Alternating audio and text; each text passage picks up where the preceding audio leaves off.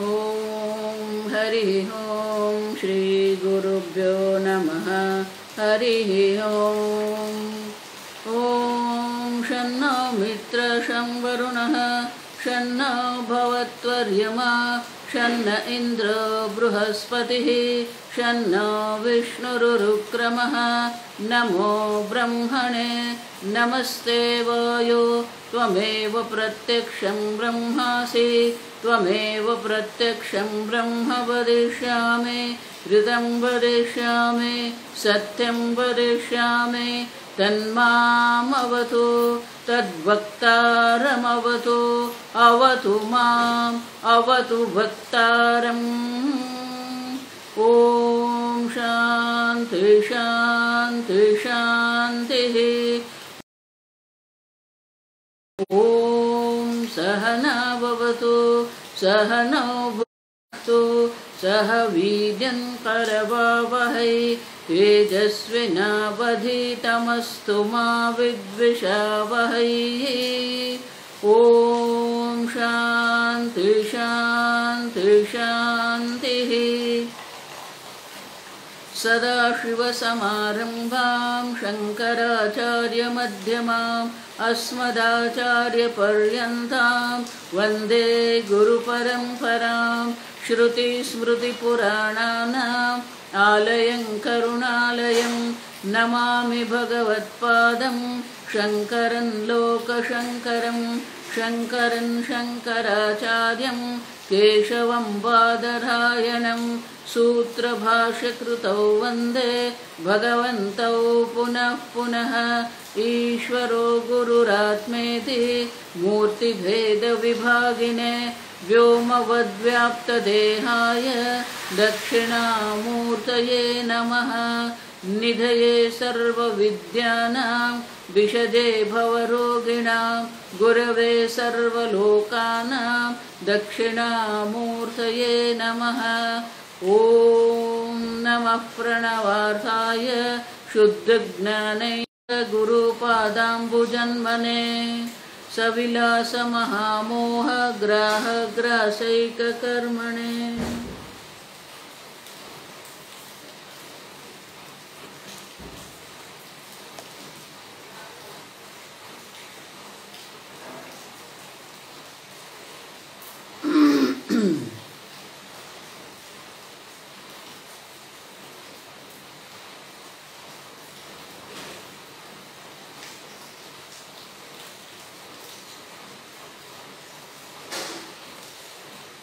श्लोक नंबर 252 252। सांकुशा विषयस्तृप्तिः सांकुशा विषयस्तृप्तिः इयं तृप्तिर्निरङ्कुशा इयं तृप्तिर्निरङ्कुशा कृतं कृत्यं प्रापणीयं कृतं कृत्यं प्रापणीयं प्राप्तमित्येव तृप्यते प्राप्तमित्येव तृप्यते। ऐहि कामुष्मिका व्रत सिद्ध्यै मुक्तेश्च सिद्धये कामुष्मिका व्रत सिद्ध्यै मुक्तेश्च सिद्धये बहुकृत्यं पुरास्याभूत् तत्सर्वमधुना कृतम्।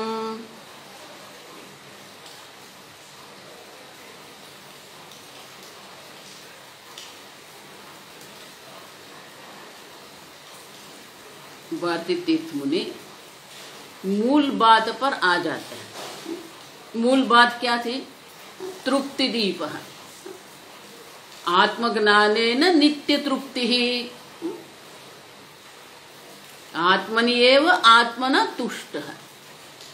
और इसलिए कहते हैं सांकुशा विषये ही तृप्ति। विषयों के द्वारा जो हमें तृप्ति मिलती है सांकुशा मर्यादित है, अंतमान है। इयं तृप्ति ही निरंकुशा। लेकिन आत्मज्ञान ब्रह्मानंद की प्राप्ति से जो तृप्ति होती है वो नित्य तृप्ति है, निरंकुशा है, कोई मर्यादा नहीं है। आप सुन,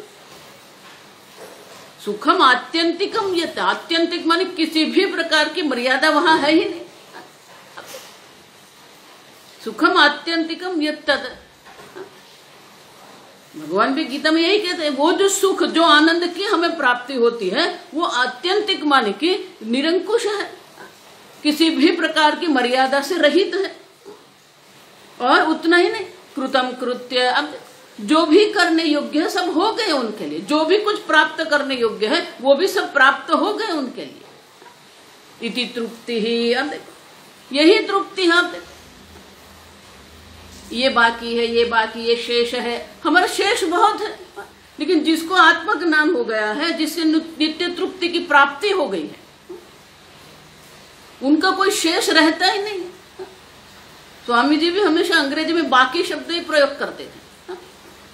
हमारा बहुत कुछ बाकी रह जाता है, इसको मिलना है, ये करना है, वो करना है, यहाँ जाना है, यहाँ मिलना है, बहुत कुछ जब बाकी रहता है ना, तो जब व्यक्ति निवृत्त होती है, निवृत्ति के बाद क्या करते हैं, धनोपार्जन से निवृत्ति हो गई, तो जो जो बाकी था ना उनका लिस्ट बना के करते हैं, यहाँ जाएंगे, वहां जाएंगे, उनको मिलेंगे, ये करेंगे, वो करेंगे।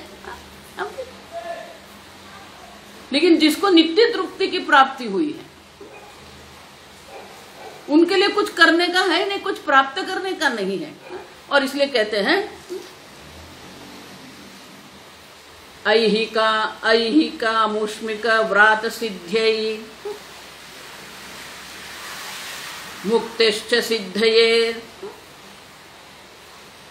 ऐहिक मानी कि इस लोक में, यह मानी यहाँ, ऐहिक मानी जो इस लोक में है, आमुष्मिक, अमुष्मिक माने कि वो परलोक में जो है। अब देखो इस लोक में या परलोक में, व्रात सिद्धये मुक्तिश्च सिद्धये।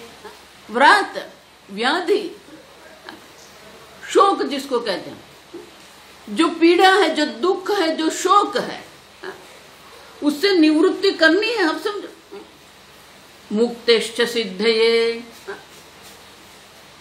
जो मुक्त, ये सबसे मुक्त होना है हमें। आप देखो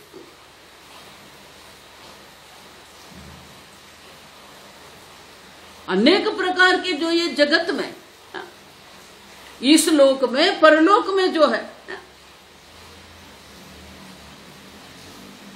तो हम क्या करते हैं, इस लोक में जो हमें दुख है उनकी निवृत्ति के लिए हम अग्निहोत्र आदि कर्म करते हैं। वो कर्म करके हम क्या सोचते हैं, इस लोक से जो दुखी हम हो रहे हैं, यहाँ दुख ही दुख है, अब स्वर्ग में जाएंगे वहां सुख ही सुख होगा। तो यहाँ बहुत सारा अनुष्ठान हम करते हैं, उपासना कर, विशेष प्रकार की उपासना करते हैं, विशेष प्रकार के ध्यान भी करते हैं। आप समझो, तो हम सोच रहे हैं कि परलोक में जाए। देखो ये जितने भी अन्य धर्म पंथ है, हमारे सनातन धर्म में भी वही है। आप समझ रहे हैं,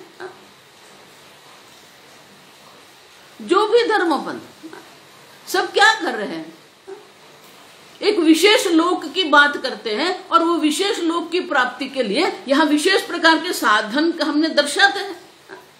इस प्रकार से ध्यान करो, इस प्रकार से उपासना करो, इस प्रकार से कर्म करो, आपको स्वर्ग की प्राप्ति होगी, आपको ब्रह्मलोक की प्राप्ति होगी, शिवलोक की प्राप्ति। देखो अनेक प्रकार के लोक हैं। तो वो जो सब है, अब देखो बहुकृतम पुरा, पुरा मानी पहले, बहुत कुछ करते हैं हम, कर्म पर हमारी इतनी श्रद्धा है। आप समझना, ये भक्ति के बाद भी, वेदांत श्रवण के बाद भी कर्म से जो हमारी श्रद्धा है ना, वो हटती नहीं है। और इसलिए कहते हैं बहुकृतम पुरा, बहुत कुछ करते रहते हैं हम लोग।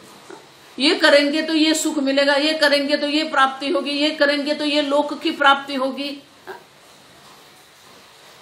हर एक संप्रदाय ने अपना एक लोक बना के रखा है, और जो उन संप्रदाय में श्रद्धालु लोग हैं, वो श्रद्धालु लोग को मन में ऐसा फंसा देते हैं। अब इस प्रकार से जीवन व्यतीत करेंगे, इस प्रकार से आप समर्पित हो जाएंगे, आपको ये लोक की प्राप्ति होगी। और लोग समर्पित हो जाते हैं, आप समझो, और उनके लिए बहुत कुछ करते हैं। आप देखो, उसी प्रकार से जो ज्ञानी, उसने भी वही किया है। पुरा बहु कृत्यम अस्या अभूत। तो ज्ञान के पहले सब लोग ये करते हैं, ऐसा नहीं कि ये हर नहीं। ज्ञानी भी अज्ञान अवस्था में, अविद्या अवस्था में अनेक प्रकार के कर्म करते रहते थे। अब क्या, अधुना कृतम कृत्यम, कृत्यम माने करने योग्य। लेकिन जब आत्मज्ञान हो जाता है तो क्या होता है, कृतम सर्वम, अब कुछ करने का बाकी नहीं है। अब देखो, तस्य कार्यम न विद्यते, इसलिए भगवान गीता में कहते हैं ज्ञानी वो है जिसके लिए कोई कर्म है ही नहीं। अब देखो, तस्य कार्यम न विद्यते, उनका कोई कर्तव्य ही नहीं है। संपूर्ण प्रकार से वो कर्म से, कर्तव्य से मुक्त है।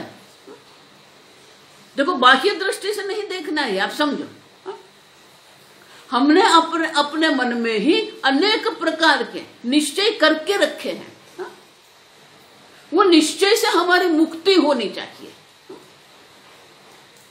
बाहर तो हमें जो कर्म करने वो करते ही रहना है। बाहर भौतिक कर्म तो हम करते रहेंगे। इसलिए भगवान क्या कह रहे हैं, कर्मणि अकर्म यः पश्येत्। कर्मणि माने कि कर्म तो वो कर रहा है, बहुवचन है, आप देखो, लेकिन वो देख रहा है अकर्म। क्यों? कर्मणि अकर्म यः पश्येत् अकर्मणि च कर्म यः स बुद्धिमान मनुष्येषु सकृत् न कर्म कृता। उनके सब कर्म हो गए, आप देखो।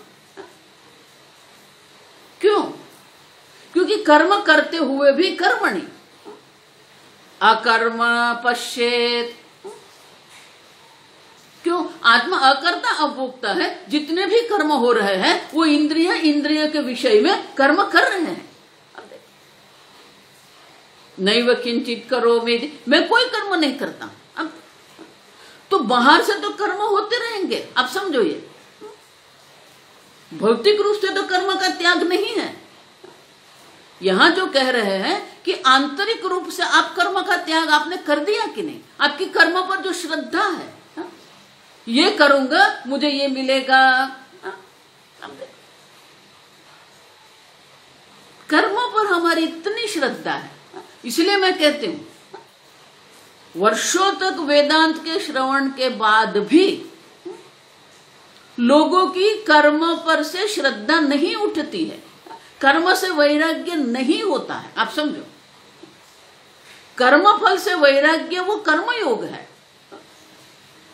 लेकिन जिसको हम संन्यास कहते हैं, जिसको हम सही में वैराग्य कहते हैं, जिसमें हम सही में वेदांत कहते हैं, वो कर्म से वैराग्य है।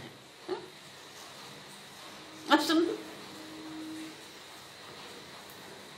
तो कर्म पर जो हमारी श्रद्धा है वो निकल जाए। पूरा बहुकृत्यम, अब देखो, ज्ञान के पहले वो ज्ञानी ने भी बहुत कुछ कर्म किए, बहुत सारी उपासना भी कर दी है। कठोपनिषद में आप देखिए, नचिकेता को अब उनके ही पिता ने, अपने ही पिता ने उनको कह दिया, ये मम देता, मैं यम को देता हूं आपको। आप देखो, नचिकेता वहां पहुंच गए। यमराजा थे नहीं, यमलोक में थे ही नहीं यमराजा। तो नचिकेता धर्मनिष्ठ थे, कुमार अवस्था थे, लेकिन धर्मनिष्ठ थे, धर्मज्ञानी थे। तो एक कुमार यमलोक में है, तो सब लोग ने कहा इतना पानी पी लो, इतना खाना खा लो। अब देख, नहीं, अन्न नहीं ग्रहण किया, जल भी नहीं ग्रहण किया। 3 दिन तक अन्न और जल के बिना वो रहे। अब देखो, क्यों? मेरे पिताजी ने मुझे यम को दे दिया है, अब यम की आज्ञा के बिना यम के, अब देखो मैं कुछ नहीं ग्रहण कर सकता क्योंकि मैं अब यम का हूं। अब देखो जब यमराज आए, देखा एक तेजस्वी बालक है, यमराजा को बताया कि ये तेजस्वी ब्राह्मण बालक है, पृथ्वी लोक से आया है, कह रहा है मैं अभी यम का हूं। लेकिन शास्त्र में लिखा है जब भी ब्राह्मण आपके घर आए ना, वो अग्नि है, उनकी क्षुधा को शांत करो आप। क्यों? अगर नहीं किया तो वही अग्नि आपके सब पुण्य को शांत कर देंगे, आप सब पुण्य का नाश कर देंगे। अब देखो, तो यमराजा डर गए, भयभीत हो गए कि ये तो तेजस्वी ब्राह्मण बालक है, मेरे सब पुण्य खत्म कर देंगे, मेरे सब पुण्य भी नष्ट हो जाएंगे। और इसीलिए कह दें 3 वरदान मैं आपको देता हूं। अब नचिकेता को भी आश्चर्य हुआ। अब देखो क्यों 3 दिन अशना पिपासा, अब देखो क्षुधा और पिपासा पर उतना उनके ये था, प्रभाव था। आप देखो कि 3 दिन तक वो रह सके। तो यमराजा ने कह दिया मैं आपको, आप 3 दिन तक यमलोक में बिना भोजन के, बिना जल के आप यहां रहे। तो 3 दिन के लिए मैं 3 वरदान आपको देता हूं। वरम ददामि। अब देखो, अब नचिकेता ने सोचा, वो भी विचार करते रह गए। 3 दिन तक भोजन नहीं ग्रहण किया है, 3 दिन तक जल ग्रहण नहीं किया है, लेकिन बुद्धि तो वैसे की वैसे तेजस्वी है। आप समझो, हमारे एक दिन हम भोजन नहीं करते, ठप हो जाते हैं।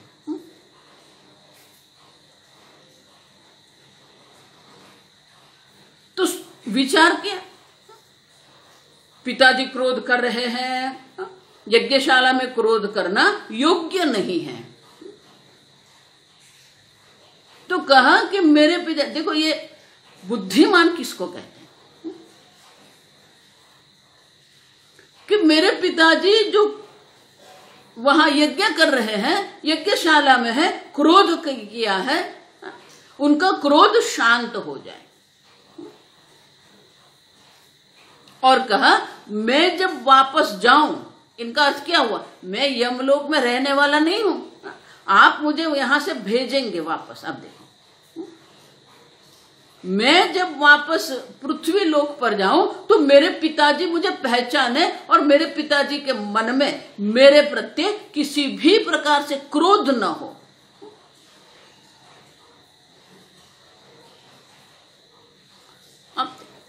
अब दूसरा वरदान क्या? पहला अपने परिवार का कल्याण किया, फिर जगत के कल्याण के लिए किया कि स्वर्ग प्राप्ति के लिए जो अग्नि कर्म आप करते हो उनका ज्ञान मुझे दे दिए। यमराजा ने दे दिया। आप देखो,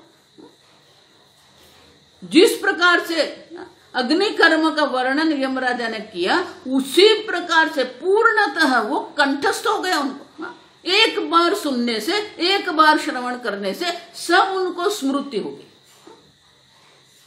स्मरण हो गया। फिर यमराजा ने पूछा, तो जो जैसे जैसे यमराजा ने कहा था पूरे के पूरा वो बोल के गए। यमराजा इतने प्रसन्न हो गए कि अपनी एक विशेष प्रकार की दिव्य माला जो थी वो नचिकेता को दे। अब तीसरा जो है वो आत्म कल्याण है। पहले परिवार का कल्याण है, जगत का कल्याण है, फिर आत्म कल्याण है। अब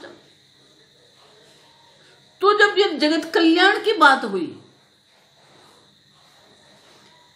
फिर आत्म कल्याण की बात, तो यमराजा ने सोचा ये कुमार है, उनको क्या ब्रह्म विद्या, योयम ययम वेद विचिकित्सते ययम प्रेते। अब देखो प्रश्न, देखो कि मनुष्य जब ये देह छोड़ के जाता है तो कुछ रहता है कि नहीं रहता है। अब देखो शंका है मन में, वो क्या है? तो यमराजा ने सोचा कि इतना कुमार है, छोटा है, उनको क्या ब्रह्म विद्या। तो यमराजा ने कह दिया देवम यत्र, देवता लोग भी उनके लिए क्या है, दुर्लभ है देवताओं को भी। अब नचिकेता बालक है, देवताओं को दुर्लभ है तो मुझे यही चाहिए। फिर क्या है, यमराज ने कहा आपको जितनी भूमि चाहिए, आपको जितना धन चाहिए, आपको जितना सुवर्ण चाहिए, मैं सब आपको देंगे। दृष्ट कहते हैं उसको, इस जगत में जो उपलब्ध है, ऐहिक। आप देखो ये ऐहिक जिसको कहते हैं, इस जगत में जितने भी उपलब्ध है वो सब मैं आपको दूंगा। ये ऐहिक उपभोग प्रकट कर दी, उतना है वो भी नहीं माने। तो बोले कि स्वर्गलोक में जो है, आप समझ, इस लोक का परलोक का जो भी भोग उपभोग है सब मैं आपके लिए उपलब्ध करवा दूंगा।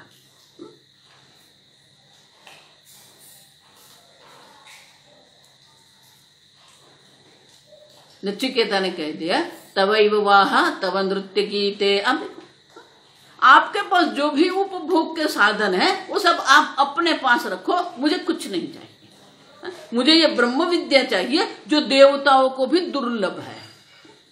आप देखो, माने कि नचिकेता के मन में इतना दृढ़ वैराग्य था कि ऐहिक आमुष्मिक। अब देखो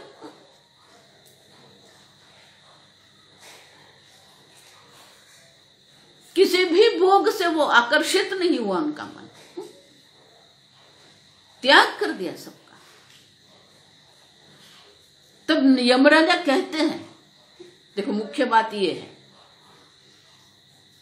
कि नचिकेता आप में जो ये वैराग्य है, ब्रह्म विद्या के प्रति आपकी जो रुचि है, और ये इस लोक परलोक के भोग के प्रति आपके मन में जो वैराग्य है, वो वैराग्य श्रेष्ठ वैराग्य है। इतना वैराग्य तो मुझे भी नहीं था। अब देखो यमराजा कहते हैं, यमराजा सूर्य नारायण के पुत्र है, सूर्य नारायण भगवान के प्रथम शिष्य है। आप देखो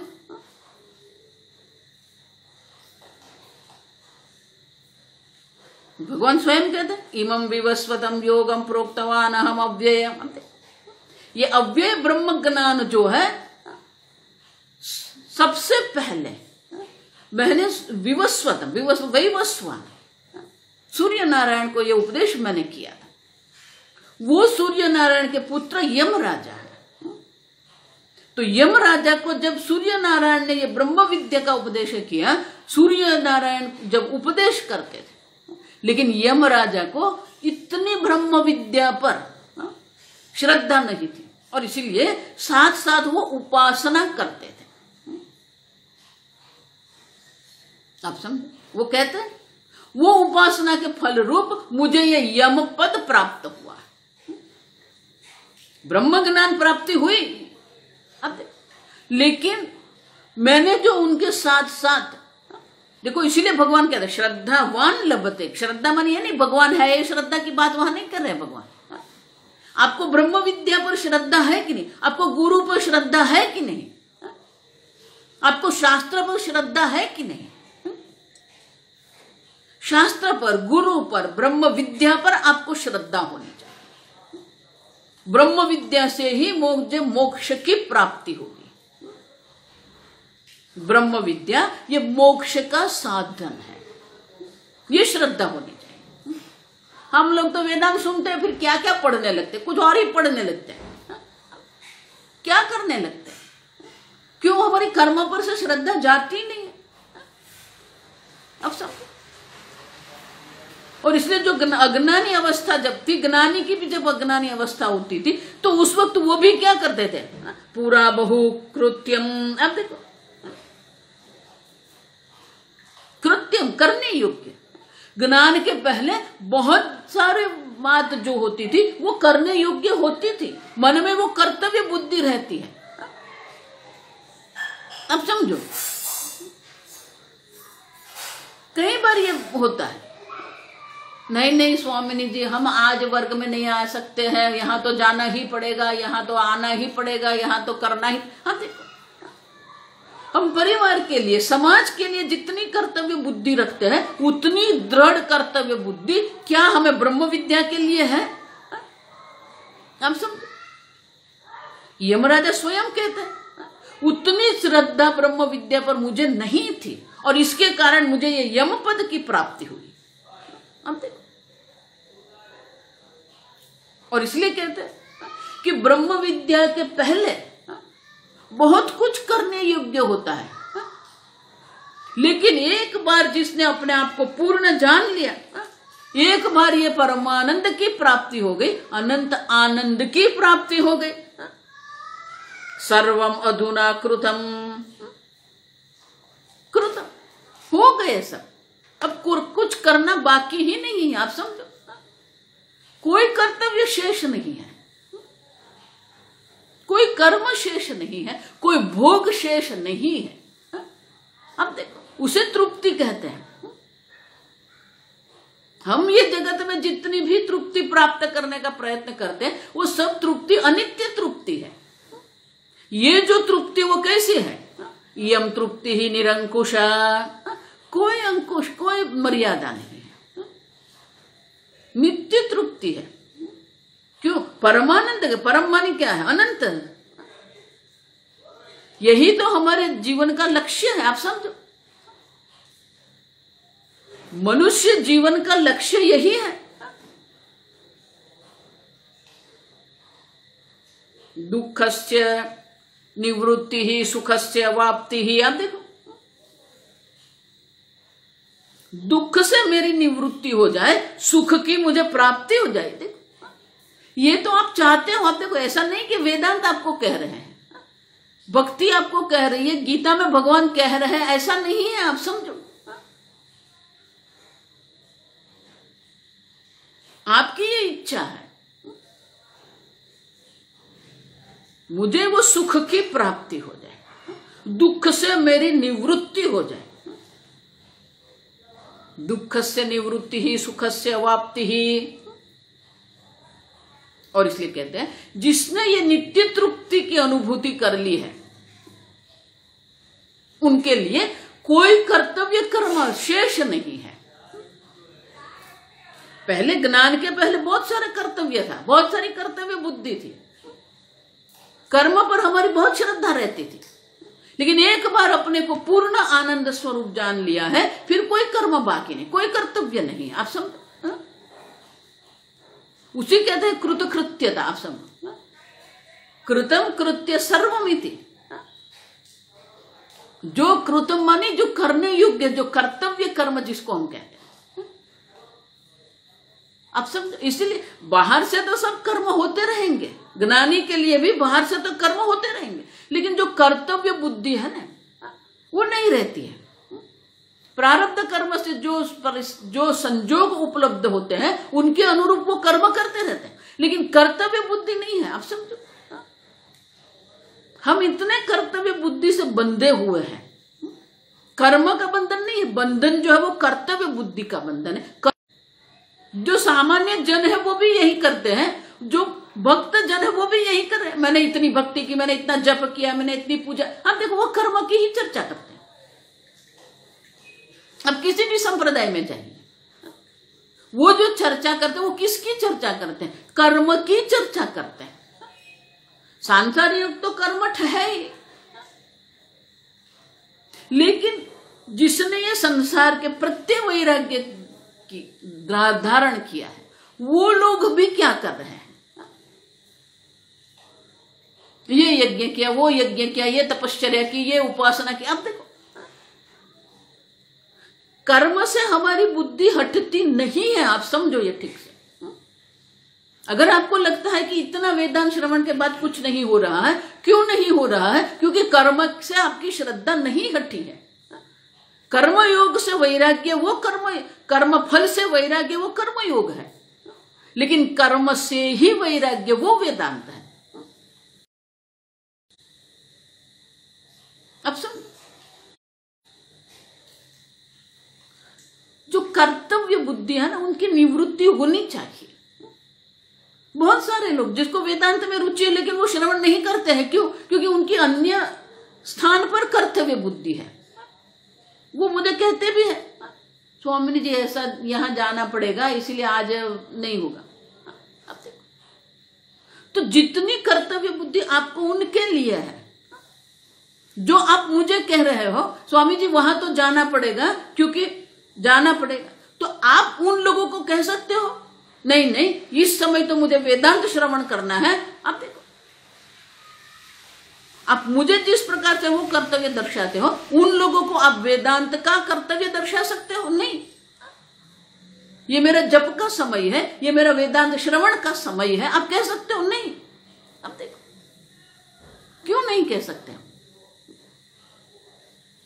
एक बार आप दृढ़ता पूर्वक करेंगे ना, लोग भी समझ जाएंगे कि आपकी कर्तव्य बुद्धि वेदांत में है, आपकी कर्तव्य बुद्धि भक्ति में है, आपकी कर्तव्य बुद्धि जप में है। तो लोग सामने से कहेंगे ठीक है आप जाइए, आपको तो वेदांत श्रवण करना है। अब देखो, आप अपनी दृढ़ता दर्शाइए। मैं जानती हूं ये सब लोग सामने से कहेंगे आपको, नहीं नहीं नहीं ठीक है आप समझो, आप कोई बात नहीं है, आप जाइए, आपका वेदांत वर्ग है। आप समझो,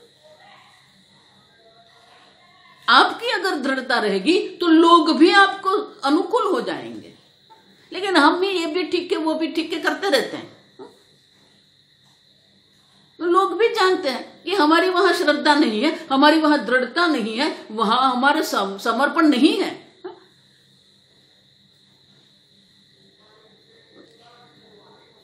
तो वेदांत श्रवण हमारे जीवन का लक्ष्य है, कर्तव्य बुद्धि वेदांत श्रवण में होनी चाहिए। आत्मावारे श्रोतव्य मंतव्य निधिध्यासितव्य। तो वेदांत श्रवण करना है हमें, तो वेदांत श्रवण में हमारी कर्तव्य बुद्धि होनी चाहिए। जप में हमारी कर्तव्य बुद्धि होनी चाहिए। हमारी अगर दृढ़ता रहेगी तो लोग भी समझ जाएंगे, लोग सामने से आपको कहेंगे। उनको कोई रुचि नहीं है ठीक है, लेकिन आपकी दृढ़ता देख के वो आपको सामने से कहेंगे। आपको सामने से कहेंगे माने कि आपको वो कर्तव्य से आपको वो मुक्त करेंगे, कहेंगे वो सामने से आपको कर्तव्य से मुक्त करेंगे।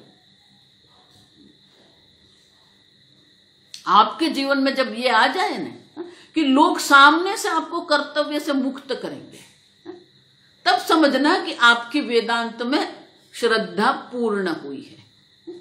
इसलिए भगवान कहते हैं श्रद्धावान लभते ज्ञान।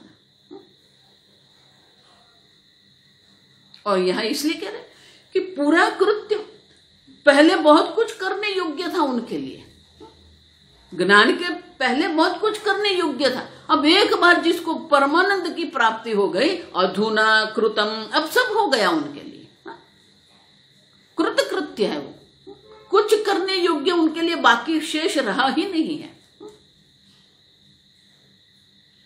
आप सब शास्त्र श्रवण हमारे जीवन का कर्तव्य है, भक्ति हमारे जीवन का कर्तव्य। यहाँ पे ऐसा मत मानना कि हम तो बहुत बुद्धिशाली इसलिए ये भक्ति क्या करना है, ये तो सब इमोशनल लोग करते हैं, ऐसा नहीं है। आप समझ, सही में जो बुद्धिमान है वो भक्ति करेंगे। आपको अगर कोई कुछ देता है तो आप थैंक यू कहते हो, आप आभार व्यक्त करते हो, धन्यवाद कहते हो। तो भगवान ये देवताओं के रूप में सूर्य, चंद्र, वायु, अग्नि, जल, ये सब देवताओं के रूप में आप पर अनुग्रह कर रहे हैं, इसीलिए तो आपका जीवन है।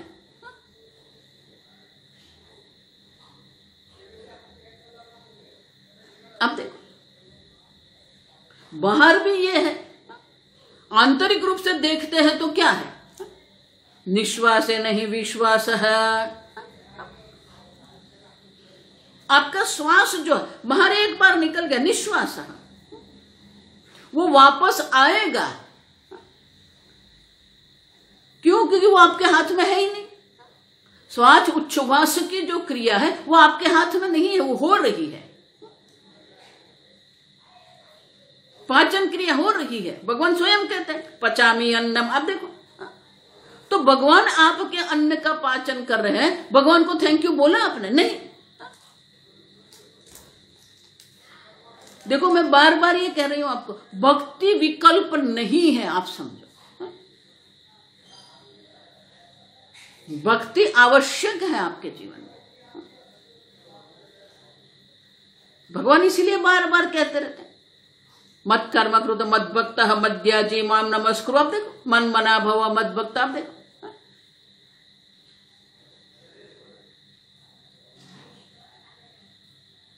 ईश्वर के प्रत्यय हमारी जो कृतज्ञता होनी चाहिए, वो कृतज्ञता व्यक्त करने के लिए ये भक्ति है, कोई विशेष कर्म फल प्राप्ति के लिए नहीं है। आप समझो, अब जप करो, तप करो, पूजा करो, पाठ करो, पारायण करो,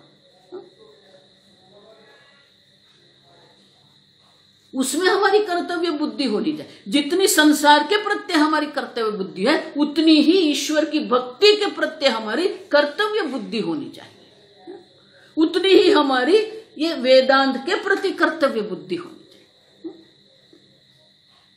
और जब वेदांत श्रवण के द्वारा ब्रह्म ज्ञान की प्राप्ति होती है, तब कृतम कृत्य, कोई कर्म उनके लिए बाकी नहीं है, कोई शेष नहीं है। आप समझो, इसीलिए भगवान पुनः पुनः कहते हैं तस्य कार्यम न विद्यते। आप देखो, उनके लिए कोई कर्म है ही नहीं। बाह्य दृष्टि से तो बहुत कर्म करेंगे वो, आप समझो। ऐसा भगवान नहीं कह रहे कि बाह्य दृष्टि से कर्म नहीं करते हैं। बाह्य दृष्टि से कर्म करते रहेंगे, लेकिन आंतरिक रूप से जो कर्तव्य था, वो कर्तव्य बुद्धि जो थी वो निकल जाती है।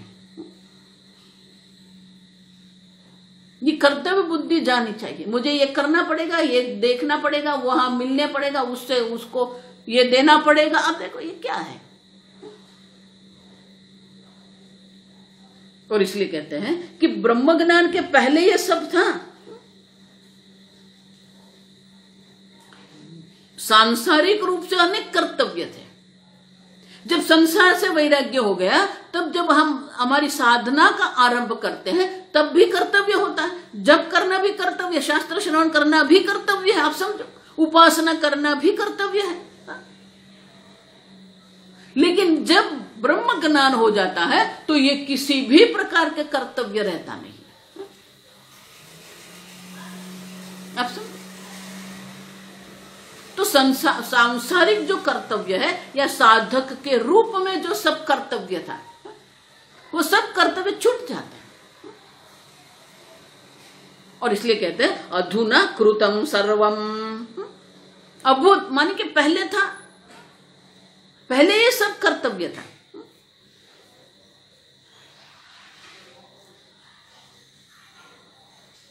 अब कुछ कर्तव्य नहीं। आप समझो, इसलिए भगवान कहते हैं न कर्तृत्व न कर्माणि न कर्म फल संयोग। सब अपने अपने हिसाब से स्वभाव से चल रहा है। आपके प्रारब्ध के अनुरूप जो हो रहा है उसे होने दो, लेकिन विशेष प्रकार से कोई कर्तव्य नहीं रहता है।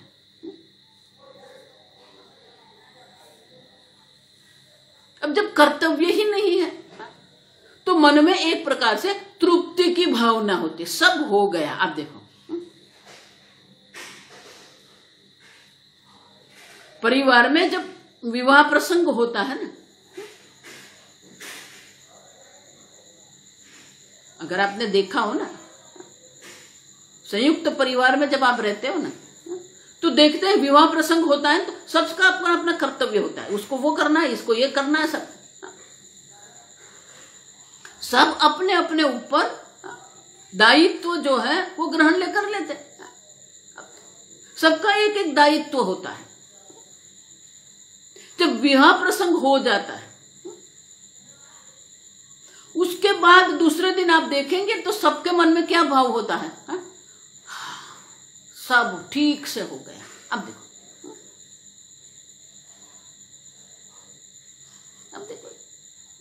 क्यों?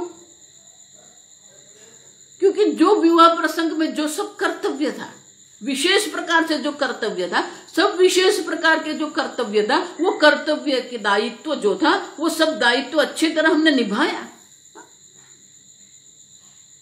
तो दूसरे दिन मन में जो शांति होती है ना, सब हो गया। अब देखो ठीक से हो गया, कोई विघ्न नहीं आया, कोई प्रतिबंधक नहीं आया। तो एक विवाह प्रसंग पूर्णतः विघ्न, किसी भी प्रकार के विघ्न के बिना जब समाप्त होता है तो आपके मन में जो एक शांति की अनुभूति होती है। आप समझ, ये पुत्र पुत्री, अब उनका अध्ययन देखो, अभ्यास जो अध्ययन जो उनका है, विद्यालय में उनका अध्ययन होता है, माता पिता के लिए वो कर्तव्य है। लेकिन जब पुत्र का अध्ययन समाप्त हो जाता है, उनके अच्छी नौकरी मिल जाती है, और उनका या तो उनका कोई अच्छा व्यापार आरंभ हो जाता है, तो माता पिता के मन में एक प्रकार से तृप्ति होती है। इतने धन का व्यय हुआ है, इतने समय का व्यय हुआ है, इतना परिश्रम हुआ है, वो परिश्रम के बाद जब पुत्र को बहुत बड़ी कोई नौकरी मिल जाती है तो माता पिता के मन में एक तृप्ति रहती है कि हाँ, हमने अपना कर्तव्य निभाया। तो छोटे छोटे जीवन के जो कर्तव्य है वो दायित्व जब हम निभाते हैं और हमारे मन में तृप्ति होती है, तो जिसने सब कर्म जिसका हो गए उनके मन में तो कैसी तृप्ति होगी। आप देखो, उनके मन में जो शांति की अनुभूति होती है, शिवम शांतम। अब देखो, शांति महाप्नोति, भगवान इसलिए कहते हैं जिसने अपनी पूर्णता में स्थिति कर ली है उसे शांति की प्राप्ति होती है। आपूर्यमाणम अचल प्रतिष्ठम समुद्रमाप प्रविशन्ति यद्वत्। अपूर्ण, पूर्ण है समुद्र, कोई अपूर्णता समुद्र में नहीं है। उतना ही नहीं, अचलम प्रतिष्ठा, उनकी प्रतिष्ठा भी अचल है। वो समुद्र में नदी अपना मीठा जल प्रवेश करवाए कि नहीं करे, समुद्र को क्या है। तद्वत् कामायम प्रविशन्ति सर्वेश शांति मापनोति। आप देखो,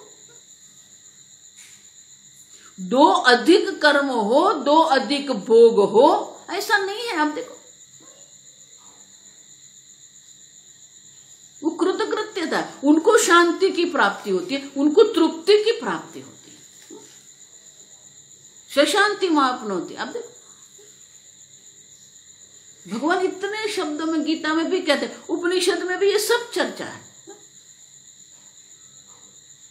और इसलिए कहते हैं कि उनके लिए कोई कर्तव्य शेष नहीं है।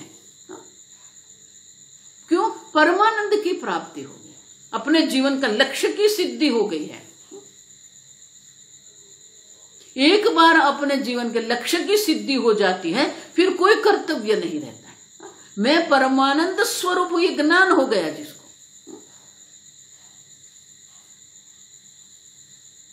तो बोले कि एक बार जिसको ये कृतकृत्यता का अनुभव होता है, उनकी तृप्ति कैसी होती है वो आगे के श्लोक में दर्शाते हैं। तदेतत्कृतकृत्यत्वं प्रतियोगी पुरस्सरं अनुसंधद अनुसंदद देवायम एवं तृप्यति नित्यशः एवं तृप्यति नित्यशः।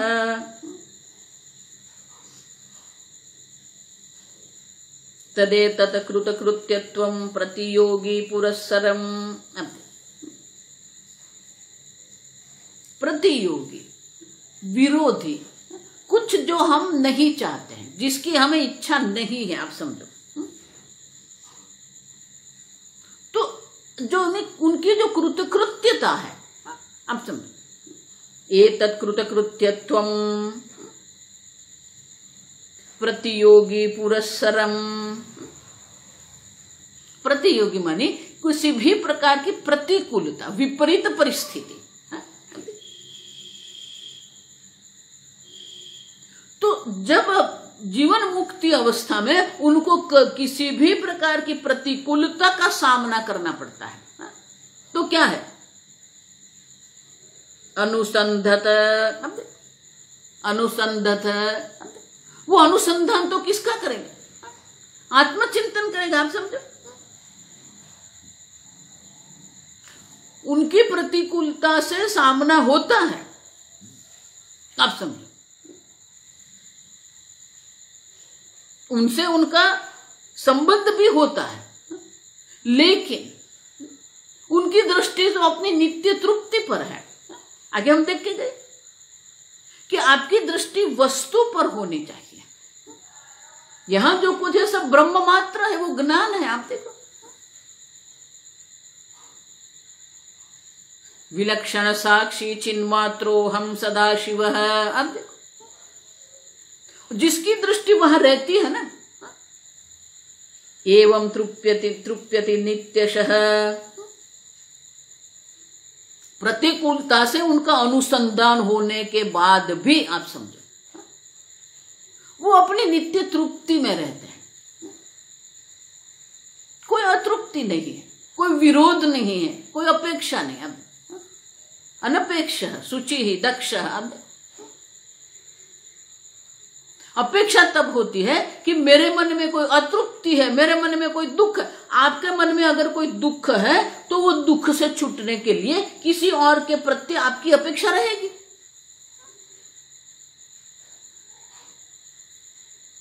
लेकिन आपने जब समझ लिया है, आपको बोध हो गया है कि मैं पूर्ण ब्रह्म स्वरूप हूं, मैं पूर्णानंद स्वरूप, फिर किस प्रकार की अपेक्षा है? कोई अपेक्षा नहीं। अपेक्षा की भी अपेक्षा नहीं है, आप समझो, निरपेक्ष है, अनपेक्ष है। अपेक्षा की भी अपेक्षा नहीं है।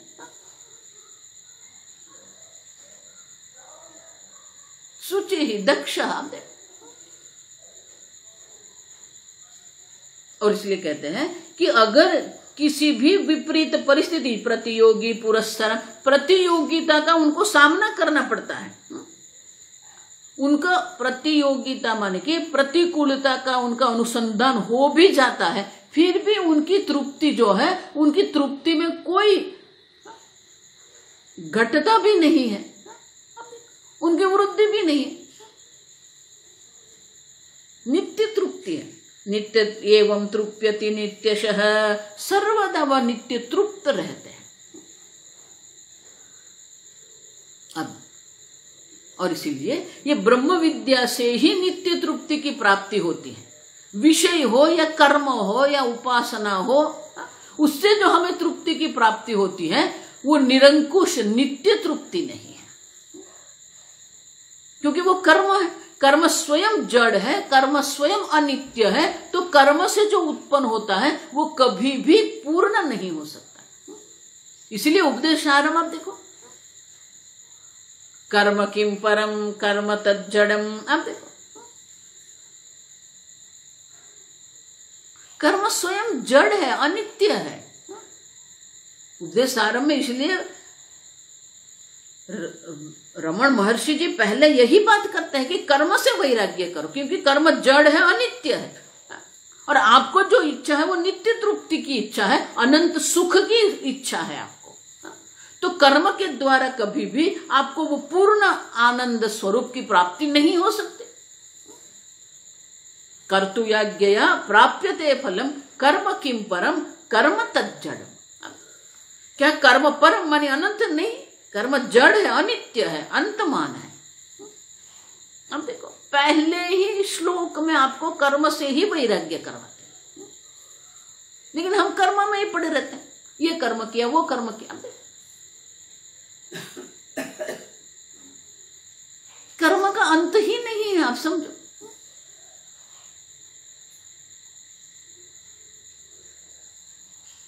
इसलिए मैं कह रही हूं कर्म से वैराग्य ही वेदांत है।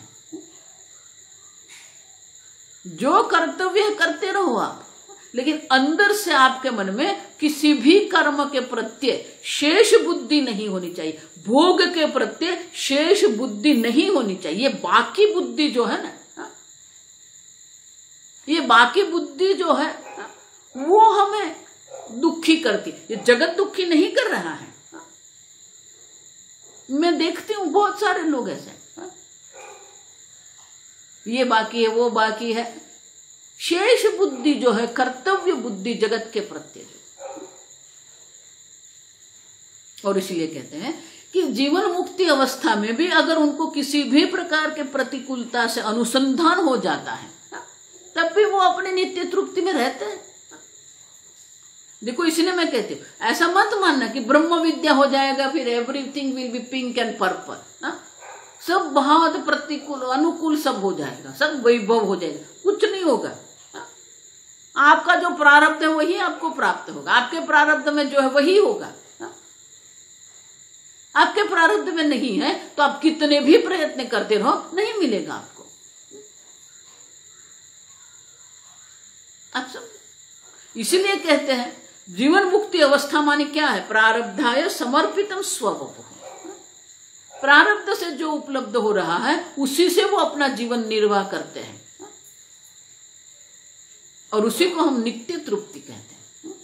नित्य तृप्ति माने कि न कोई कर्तव्य शेष है, न कोई कर्म शेष है, न कोई भोग शेष है उनके लिए। और इसलिए कहते हैं तृप्यति नित्यशः, सदा सर्वदा वो नित्य तृप्त रहते हैं। अब देखो आगे एक प्रश्न उठाते हैं, वो नया विषय है, हम कल देखेंगे। नया विषय अभी प्राप्त आरंभ करने की आवश्यकता नहीं है, कल हम देखेंगे। ओम स्वस्ति प्रजाभ्यः परिपालयन्ताम् न्यायेन मार्गेण महिं महिषाः, गोब्राह्मणेभ्यः शुभमस्तु नित्यं, लोकाः समस्ताः सुखिनो भवन्तु, काले वर्षतु पर्जन्यः, पृथिवी सस्यशालिनी, देशोऽयं क्षोभरहितः, ब्राह्मणाः सन्तु निर्भयाः।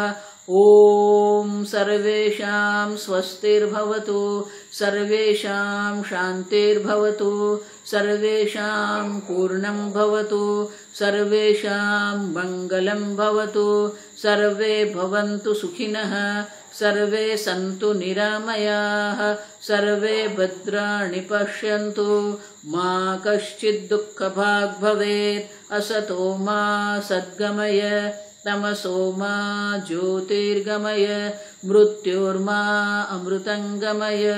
ओम पूर्णमदः पूर्णमिदं पूर्णात् पूर्णमुदच्यते, पूर्णस्य पूर्णमादाय पूर्णमेवावशिष्यते। ओम शांति शांति शांति। हरि ओम। श्री गुरुभ्यो नमः। हरि ओम।